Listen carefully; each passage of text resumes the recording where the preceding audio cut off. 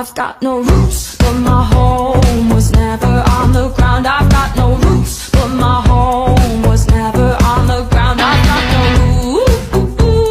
roots. I've got no roots.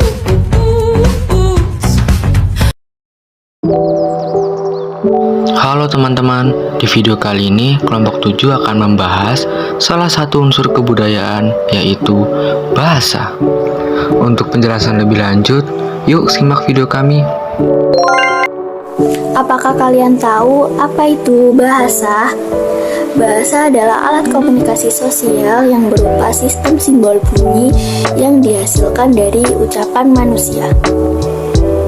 Untuk kepentingan interaksi sosial itu, maka dibutuhkan suatu wahana komunikasi yang disebut bahasa.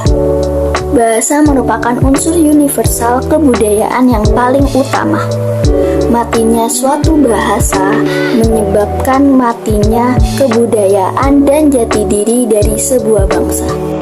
Menurut Anna Luisa Delpneo yang mengatakan bahwa ketika kamu kehilangan bahasamu, kamu bukan hanya kehilangan kata-kata, kalimat, dan istilah sejenisnya.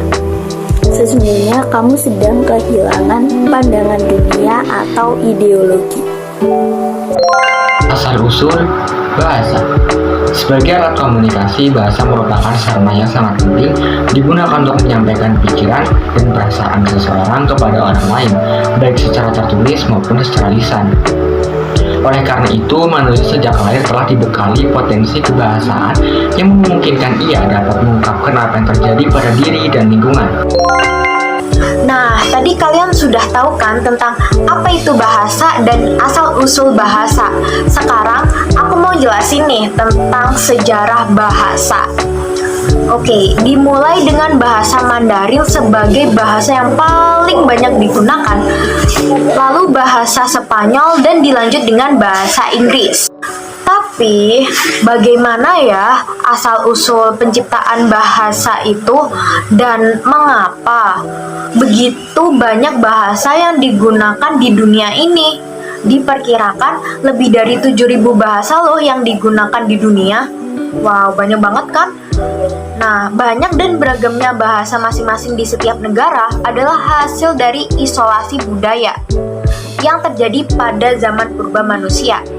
Isolasi budaya ini menyebabkan munculnya bahasa yang berbeda di setiap negara, disesuaikan dengan alam sekitarnya, makanan, dan makhluk hidup.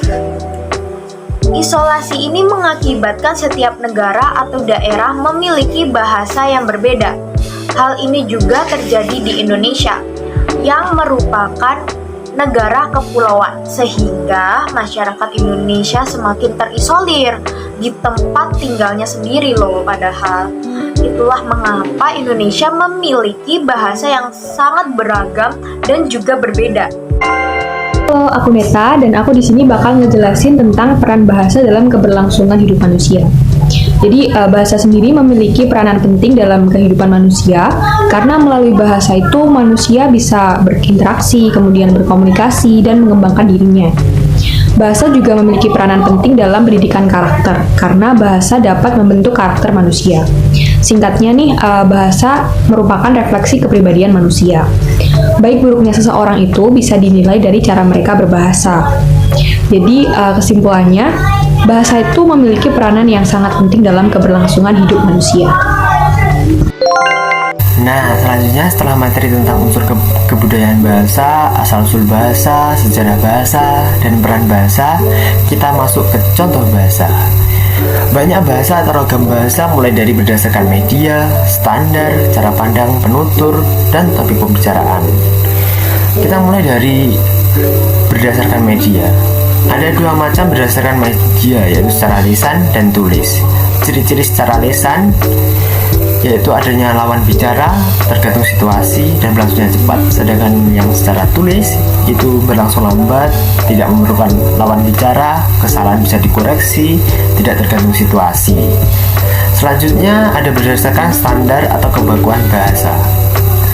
Standar terdapat 3 perbedaan dalam kebakuan bahasa, mulai dari standar, non-standar, dan semi-standar.